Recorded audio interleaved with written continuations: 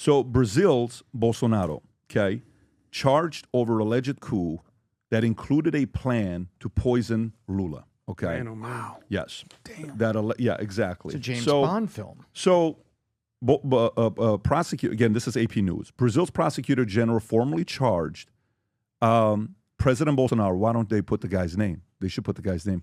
Bolsonaro with attempting a coup, alleging he agreed to a plan called Green and Yellow Dagger to poison President Luiz Lula da Silva and assassinate Supreme Court Justice Alexandre de Moraes.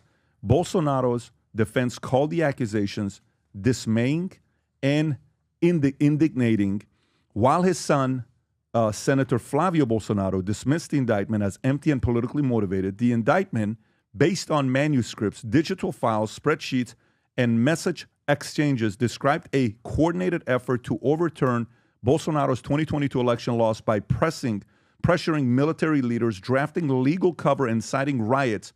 The Supreme Court will decide whether to proceed with a trial where Bolsonaro could face up to 20 years in prison, up to 40, up to 38 years, if convicted of attempting a coup. So now, you hear this story. While I'm there, I want to learn about what the system's like. We're in Brasilia. Brazil is the capital, right? but it was built by communists. The city looks like a communist city. Oh, wow. Because they intentionally build a city in a very, like, everything looks the same. Like, Rob, if you can go to the buildings and just put images, everything, there's nothing fancy, sexy about the city, okay, when you go to it.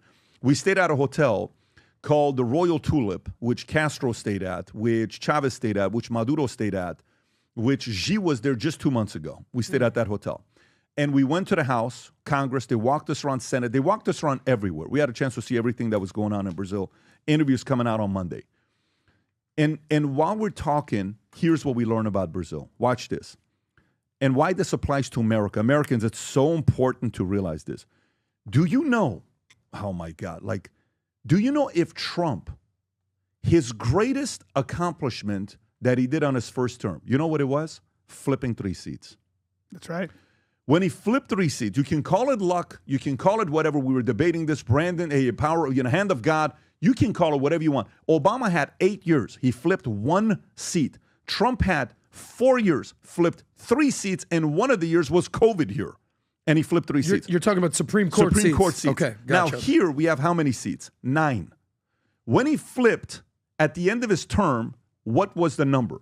Was it 6-3, Tom, or was it 5-4 at the end of his term? Biden? No, conservatives to liberals. Yes. No, I think it was 6-3. I think it was 6-3, yes. exactly. So he was at 6-3. The next term, if you guys remember this, what did they try to do to Trump? Pack the cords. Do you remember? No, Kamala Harris talked about pack the cords. But do you remember when Colorado was the first state to come out and say what? And you're like, Pat, this is a big deal. This is a big deal. Off the ballot. We want to remove him off the ballot. Then other states started coming in and saying what? Yeah, we're going to do it too. Yeah, we're going to do it too. Yeah, we're going to do it too. And then who said, pump the brakes? Not going to happen. Supreme Court Justice. Yeah. By the way, what would have happened if it was 6-3 the other way around? If it was 6-3 the other way around, Trump's not president today. That's right. Mm-hmm. So let me explain to you. If it's 6-3 the other way around, Trump may be in jail today. His kids may be in jail today. Everybody may be in jail today. While I'm in Brazil, you ready for this? 2016, Trump wins election. They call Bolsonaro the Trump Brazil. He wins in 2018.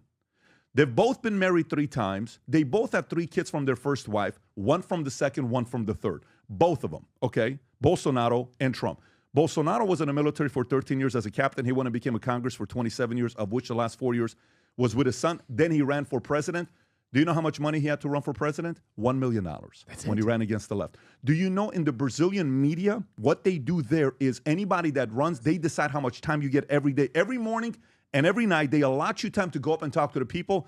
Globo is the biggest media. I think they got 39% of all the viewership of all the 9, but Globo is like their biggest one.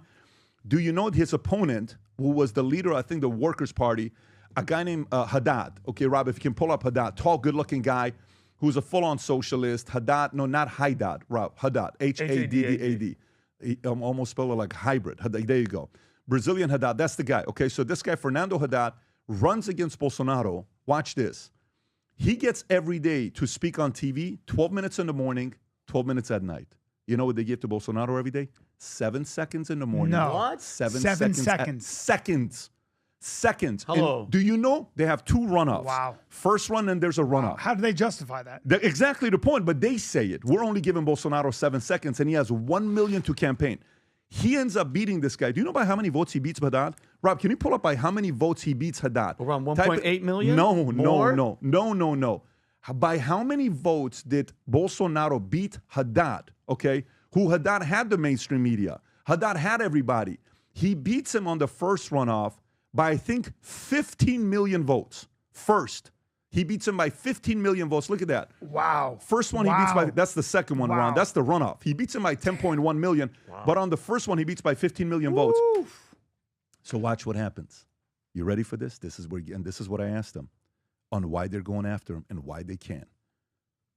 The Supreme Court in Brazil, you know how many seats it is? 11. Okay. You know how many's on the right? What do you think it is? 2. 2. Wow.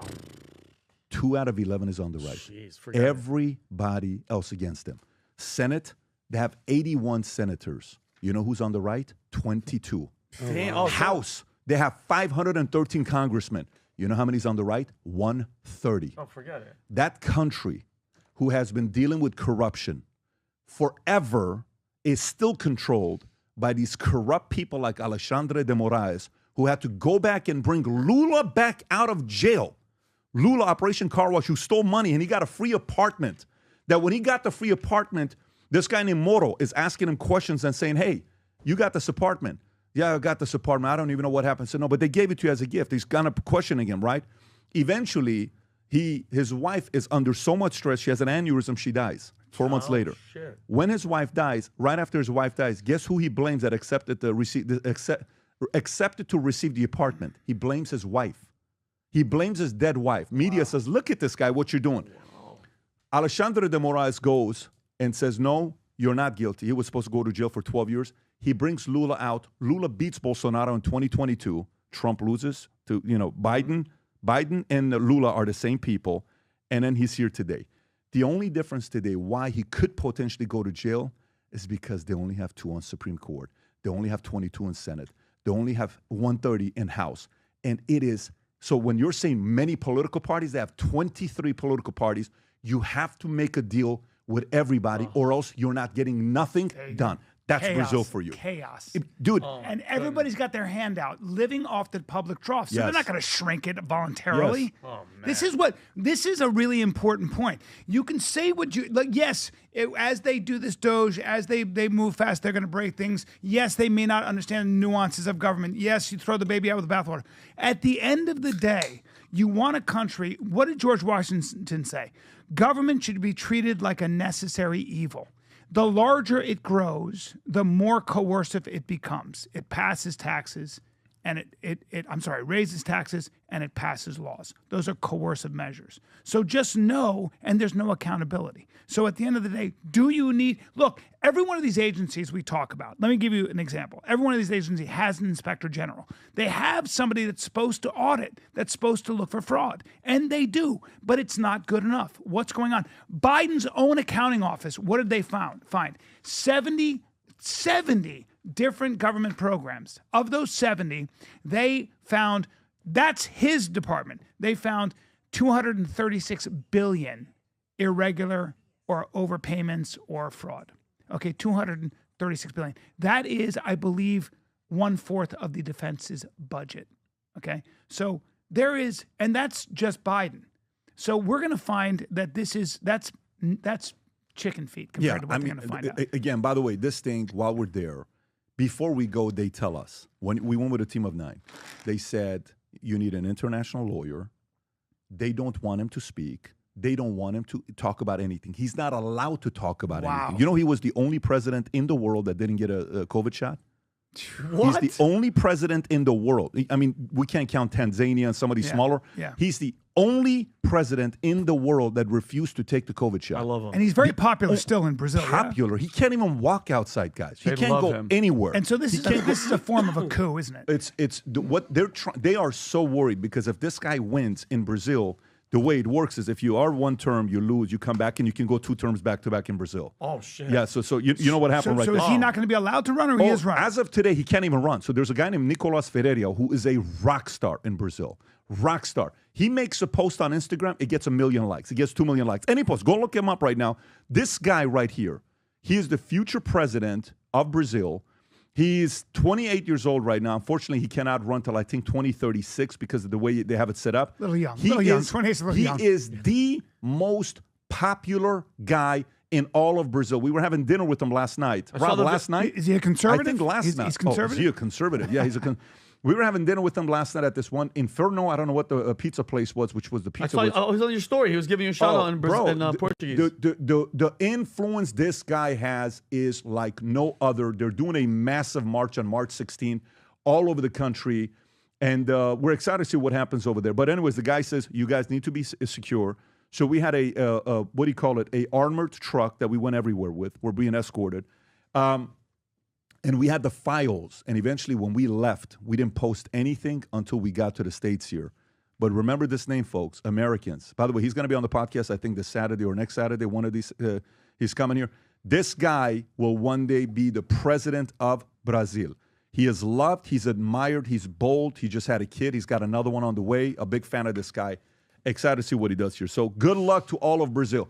The one thing, Brazil, you got God on your side. Yep. The one thing you got on your side. You cannot lose hope. You got to stay. Yesterday on the flight back, I'm watching Senna's documentary for the 100th time. By the way, Ayrton Senna, Tom, you want a fun fact? You know who shares a birthday with Ayrton Senna? Jair Bolsonaro. They're born on the same day. They both have a same birthday. I think it's March 21st or something like that. On the flight back, I'm flying back watching I watched the Senna's documentary and Ford versus Ferrari again. I can watch this back to back. Yeah. And both stories end the same way, by the way, if you think about it. But I'm watching it, and it gets to the point, I'm in a freaking plane. I'm putting blankets over him. I'm like, nobody can see me right now while he dies. And you see women crying. The only hope they had, I'm like, people are going, would you like anything to drink? He was your hero. I named my daughter after him. I named my daughter after him. He's in that painting of yours. To me, Senna's I wouldn't say he's my hero. I think he's a guy I respect for how he lived his life. Yeah, like how a monk, he lived right? his He was like life. a monk, wasn't he? He was a lot of things, but one of the questions I asked Bolsonaro, because he's very good friends with Piqué, I said, hey man, you're born in Senna's birthday, but you're a fan of Piqué and you guys are friends, so how do you handle this? His answer is funny. And he gave me a coin at the end. You have to, this coin he's only given to 5 people. Rob, who were the 5 names he said about this coin? Oh, that's... Putin, Trump, Orban, Milei, Orban, and you. And me. PBD. He gave these 5 coins. That's cool. so And this sick. coin, it's so interesting what it says on it. You have to see the translation. The first word is humo hivel, okay? Which means undieable, okay? Oh. That's the word. It's really not a word, Rob. If you can, undieable. I like that. It's a good name for a movie. Undieable. The second one is imbrochavel, okay? Rob, can you look this up? You see the word there? Undieable. Imbro, Imbrochavel. I'm sure Brazilians are cracking up right They're now. laughing. Imbrochavel, the meaning of imbrochavel. Well, let me look this up because I think you're having a hard time with the spelling. People have to know what the last one is. What does imbrochavel mean in Portuguese? Okay. Portuguese. Imbrochavel means unflappable. Never losing potency. Like you always stay up. You're never limp. No, literally, this is the guy. I love it. That's exactly what it means. Like you don't need Viagra. You're always hard. Brazilian for Cialis. Rob, move that image off of it. And do you know what the last one is? Say flaccid proof, it said, right? That's what it is. That's how funny this guy is. Very And then Brazilian. do you know what the last one is? The last one is in comivel. Rob, please look this up. The audience has to see this. Incomivel. In comivel. The Portuguese people who are watching this right now are cracking up. Rob. INCOV. COMOMM. Take the V out. IVEL. Definition. Okay. Means in Portuguese. Yeah. Okay. Incomivel. Well, I'll say it to you. It means unfuckable. Inedible. It says, no. It's specifically incomivel. Undieable. Yeah. Undieable. Unflappable. Unfuckable. That's this guy. You can't fuck me. Now, let me ask you this. Did you feel from him, did he feel nervous and worried about? Yes. Yeah, yes, because he's got the world coming after him. Let me tell you what he did. He did not hold back. While we're sitting there, My translator is because he has a translator telling him, which is his son, and another girl named Lily. Guy Paulo, I love this guy Paulo. We had a great time with him. But my translator is translating to me. There's a moment where I say to him, I've been walking the streets of Brazil and asking everybody. I have one question, because a country that can't find the next people to step up doesn't have heroes. I'm asking everybody who their heroes are, everywhere. Everybody says we don't have heroes in Brazil. But almost everyone gave me 3 names. They said Pelé, they said Ayrton Senna, and they said Bolsonaro. Wow. And I said, why do your people love you so much? Let me tell you what happens. I just got the chills. Rob, did you go there right now, Rob? Let me tell you what happens. I ask him this question. Vinny, I can't wait for people to see this. Tears dropping on the table. He's a Trump guy. He's not a crier. Damn. Tears are dropping on the table. He's a captain in the military. He's a captain in the military. Tears are dropping on the table. Insane. And he's speaking to his people. My translator in the back, he's translating what he's saying, and he's crying. Ezra's. He's crying. Oh, my God. Wow. Dude. And he can't even see him. He's just hearing him. He's in tears crying. Rob doesn't even know what he's saying. Rob's crying. Dude. Rob is sitting in front of me. I'm looking at Rob. I'm like, holy. I'm telling you, this is, by the way, this thing, this is going to be, I can't wait for the world to see this interview. It's by far my top 10 favorite interviews I've ever done in my life. And I don't want to rank it. I have to see it myself again. And you know, the list of people. Yeah. I cannot wait for the world to see this, because I think Brazil desperately needs hope today. And the way they have it set up with Supreme Court, House, and Senate, they need God's help. God willing, Musk, Trump, others can help as well. I would love to go back to Brazil when there's an inauguration of him, and we go back. I think you will I'd love to see. I'm coming with happen. you. The PBD Podcast gang, the folks that watch this podcast loyally, no matter where we go, they're there. It doesn't matter what part of the world we're in. You guys are phenomenal. Add this to your calendar. Go to vtwebinar.com and register for this. March 4th, we're making a massive, massive announcement about Connect, the circle economy. Massive announcement that I want to tell you exactly what it's going to work out and how all the PBD podcast community folks can, work with each other. You'll see this. You have to hear what we're doing here with the circles economy. It's going to be big. And at the same time, on that webinar, I'll also be announcing on how you could come join us this year at the Kentucky Derby. Finish line, 5th floor, the biggest suite in the entire place with 150,000 people watching the greatest 2 minutes in sports. Go to vtwebinar.com, register March 4th, 3 p.m. On that Zoom, we're launching circles. You're going to lose your mind when you hear what we're going to be doing with Connect here on that launch. If you enjoyed this video, you want to watch more videos like this, click here. And if you want to watch the entire podcast, click here.